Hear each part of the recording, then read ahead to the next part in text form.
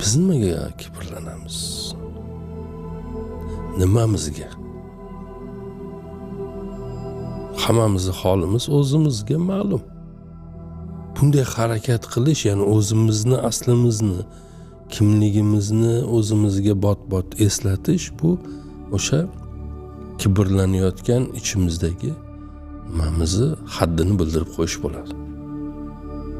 Va buni qancha tez-tez amalga oshirsak, shuncha yaxshi. Masalan, baland oxirdan suv ichgan degan bir gap ishlatiladi bizda. Eshitganmisizlar? Bilasizlarmi, baland oxirdan suv ichgan deb nimaga aytiladi? Kekkayib yurganlarga aytiladi. O'zi bu ibora qayerdan kelib chiqqan? Uloqlarda otlar boshini egib olsa, uloqqa kira olmaydi.